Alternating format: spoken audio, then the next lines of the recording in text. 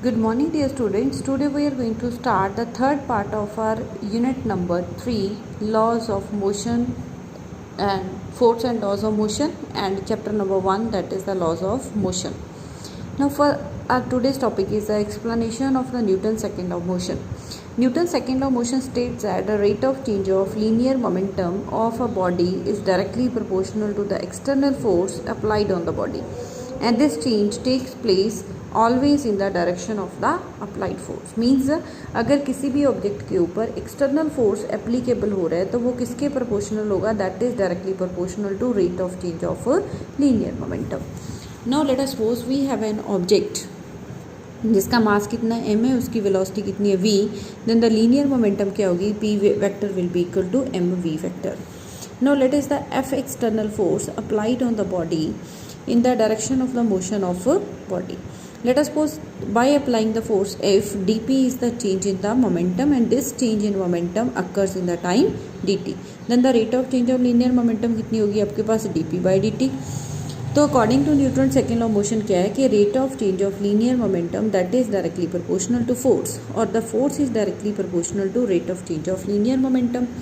Proportionality sign remove किया, f is equal to k d p by D t. K is the any constant, तो p की हम value put कर देंगे यहाँ पे K M D V by D T. तो यहाँ से आपके पास क्या आ गया? A D V by D T क्या होता है? एक्सेलरेशन, हमने सेकेंड यूनिट में पढ़ा हुआ है. तो f factor is equal to K M A. तो यहाँ से आपके पास फोर्स का एक फॉर्मूला आ गया कि एफ वेक्टर कितना होता है आपके पास? के मास इनटू एक्सेलरेशन. ना अगर हम एसआई सिस्टम और सीजीएस सिस्टम में बात करें तो के की वैल्यू क्या होती है आपके पास? 1 होती है. K is 1, then F will be equal to mass into acceleration. अगर हम एफ के कंपोनेंट्स फाइंड करने चाहें, let us suppose the force is represented by fx I cap plus fy j cap plus fz k cap, and a they components कौन कौन से हैं आपके पास? ax I plus ay j plus az k cap. तो ये values यहाँ पे put की, i के साथ i और j के साथ j, एंड k के साथ k वाले कंपोनेंट्स हम कंपेयर करेंगे. From here you will get fx is equal to mx, fy is equal to may and fz is equal to maz.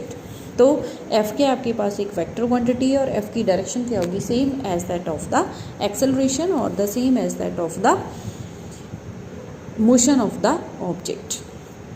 Next है आपके पास dimensions and unit of the force.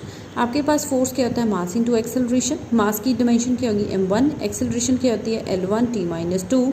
तो force की क्या आएगी? m1 l1 t minus 2. Next है आपके पास units of the force. Units क्या होती है? एब्सोल्यूट यूनिट्स डिफाइन करेंगे हम, ग्रेविटेशनल यूनिट्स भी डिफाइन करेंगे.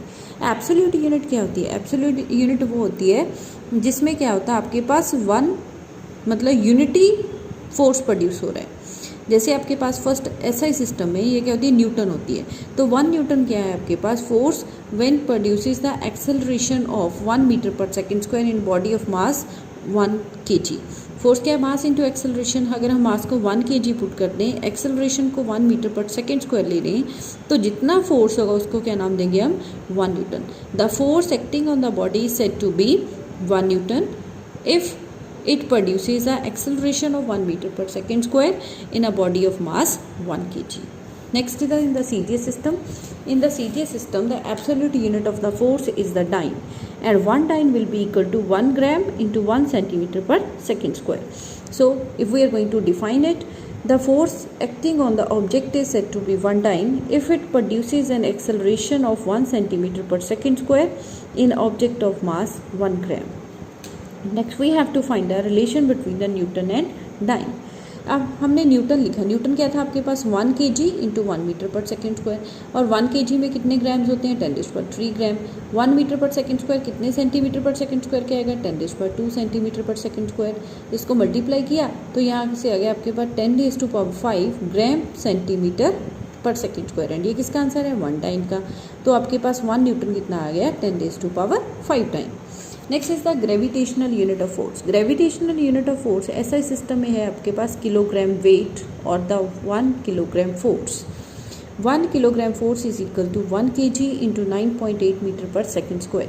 Means if the force acting on the object is said to be 1 kgf if it produces an acceleration of 9.8 metre पर second square in an object of mass 1 kg। Means जो absolute unit थी वहाँ पे हम लेते थे 1 metre पर second square, मतलब वहाँ पे हम जो एक्सेलरेशन प्रोड्यूस हो रहा था उसको हम यूनिट ही कंसीडर कर लेते हैं। बट जो ग्रेविटेशनल यूनिट है वहाँ पे जो एक्सेलरेशन है that is equal to the acceleration due to gravity. Gravitational unit of force in the CGS system is the gram force or the gram weight, or 1 gram force will be equal to 1 gram into 980 centimeter per second square. Means the force acting on the object is said to be 1 gram force if it produces an acceleration of 980 centimeter per second square in a object of mass 1 gram. So this is all about the force and its SI units in the absolute unit and the gravitational unit in the both systems, SI as well as the gravitational. Thank you.